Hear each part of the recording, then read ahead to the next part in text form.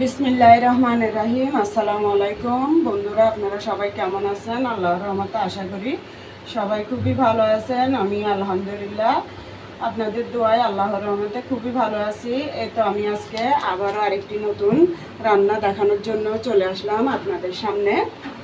এই তো আমি হাঁড়ি গরম হওয়ার পর দিয়ে দিচ্ছি সয়াবিন তেল।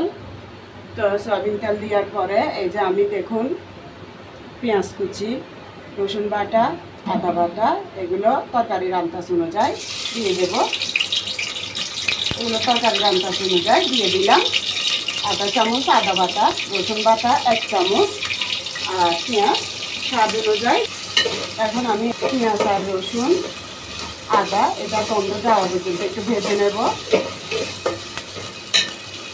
তো বন্ধুরা, পেঁয়াজ রসুন আদা এগুলোর কাঁচা গন্ধ যাওয়ার পর আমি এখানে জিরা বাটা দিয়ে দিচ্ছি 4 চামচে, আধা চামচ থেকে অল্প, আর সর্ষে বাটা, তারপর দিই ধনিয়া বাটা আধা চামচ থেকে অল্প, এগুলো দিয়ে দেব। সর্ষে যে যতটুকু খান বা আমার এই তরকারিটা রান্না করলে সে ততটুকু অনুযায়ী দিবেন। সর্ষে বাটা বেশিও দেওয়া যায়, কমও দেওয়া যায়, তবে আবার অতিরিক্ত বেশি না। তো এগুলো আবার তেলের মধ্যে একটু ভেজে নিচ্ছি। এরপর একটু পানি দিয়ে দিলাম।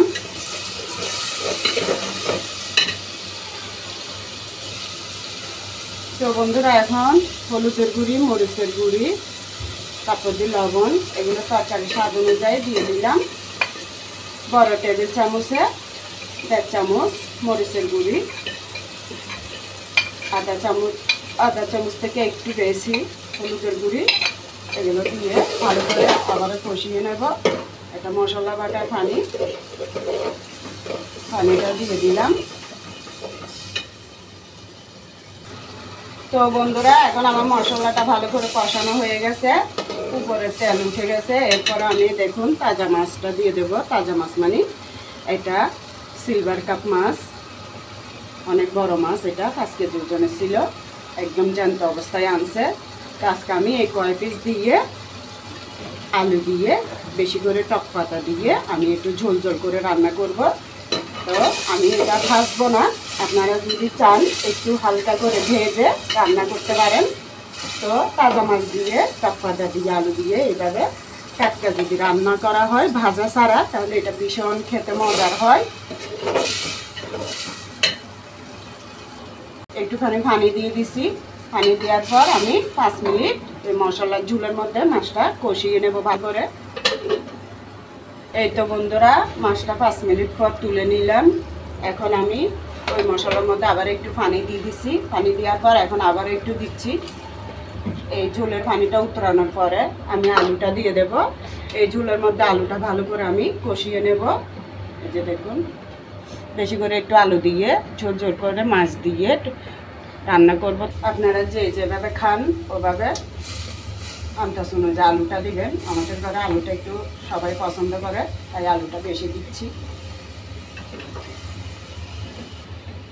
তো এখন এটা আমি ভালো করে একটু নেড়ে দিয়ে আমি ঢাকনি দিয়ে এটা ঢেকে দেব। এটা সিদ্ধ হতে থাক ভালো করে, সিদ্ধ হওয়া অবস্থায় এটা কষানো হয়ে যাবে। বন্ধুরা দেখুন, আমি এটাকে ওই ঝুলের মধ্যেই কষিয়ে আর সিদ্ধ দুটাই করে নিলাম।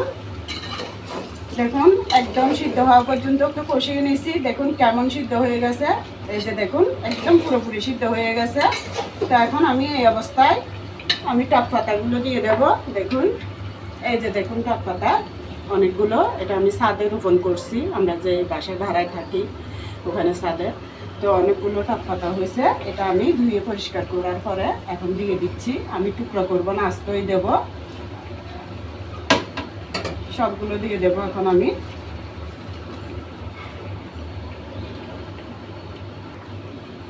তো বন্ধুরা এখন দেখুন সবগুলো দেওয়ার পরে এখন আমি ভালো করে উল্টে পাল্টে কষিয়ে নেব। আর একটা কথা হচ্ছে বন্ধুরা, যতক্ষণ না আলুটা পুরোপুরিভাবে সিদ্ধ হয় ততক্ষণ কিন্তু টক পাতাটা দেওয়া যাবে না। কেননা টক পাতা দিলে আলুটা সিদ্ধ হতে চাইবে না, দেরি হয়ে যাবে। তাই জন্য আমি পুরোপুরি সিদ্ধ হওয়ার পর আলুটা তারপর টক পাতাটা দিলাম। এভাবে উল্টা পাল্টাইয়ে ভালো করে করে নেব। তারপর আমি এই পাশে এই যে আমি হাঁড়ির মধ্যে গরম পানি দিয়ে রাখছি। ভালো করে হওয়ার পর গরম পানিটা দিয়ে দেব। এখানে একটা পড়ে গেছে, এটাও দিয়ে দিলাম। আমার চুলার ঘর সবসময় পরিষ্কার থাকে, আমার মুছে সকাল উঠে পরিষ্কার করে তারপর যে রান্না শুরু করি, চা খাওয়ার থেকে নাস্তা শুরু থেকে সব কিছু।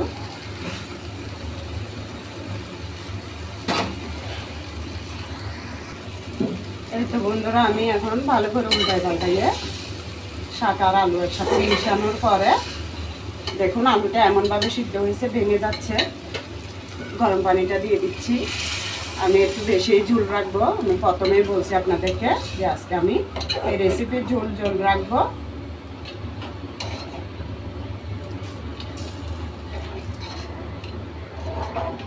এইভাবে এখন ভালো করে টক পাতাটা সিদ্ধ হোক। আরও টক পাতা দিয়ে আর কিছুক্ষণ পরে এখন মাছ কষিয়ে রাখছি যে এটা আমি দিয়ে দেব। বেশি ঘন ঘন নাড়া যাবে না, একটু হালকা করে নেড়ে দিচ্ছি। তো অনেক সুন্দর স্মেল বের হয়েছে, খুবই সুন্দর একটা খাবারের গ্যারান। তো বন্ধুরা, আমি স্বাস্থ্যকর হেলদি একটা রেসিপি করে দেখাইছি। এই গরমে এই রেসিপিটা করে খেলে শরীরের জন্য খুবই উপকারী। তাই আজকে আমি রেসিপিটা আপনাদের সাথে শেয়ার করলাম। আর আপনারা যেভাবে ঝোল খাবেন ওভাবে ঝোলটা রাখবেন। আমি কিন্তু বেশি ঝোল রাখবো, কারণ আজকে আমার ইচ্ছা ছিল যে টক পাতার মাছ আর আলু দিয়ে একটু ঝোল ঝোল করবো। এইভাবে আপনারা যদি ভালো লাগে করে খেয়ে দেখবেন, ভীষণ একটা মজার খাবার, গরমের জন্য খুবই উপকারী জিনিস। খাবারটা ভালো লাগলে আমার বন্ধু হয়ে আমার পাশে থাকবেন। আমি সবার পাশে আছি, সবসময় থাকবো। তো এর মধ্যে একটু ধনিয়া পাতাটা দিয়ে দিচ্ছি। ওই যে বললাম, ধনিয়া পাতা না দিলে আমার রান্নাটা যাতে ভালো লাগে না, তাই একটু হলে আমার থেকে ধনিয়া পাতাটা দিতে হয়। তো আমি এভাবে আরও 2 মিনিট পর্যন্ত রান্না করব, তারপর চুলাটা বন্ধ করে দেব।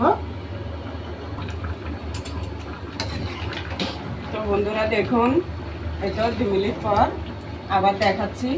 তরকারিটা খুবই ভালো লাগলো আমার মুখে। লবণটা দেখছি আমি, ভীষণ ভালো লাগছে। তো সবাই ভালো থাকবেন। নতুন পুরাতন বন্ধুর ভালোবাসা নিয়ে ও দোয়া নিয়ে আমি রান্নাটা এখানেই শেষ করলাম। আল্লাহ হাফেজ, আসসালামু আলাইকুম।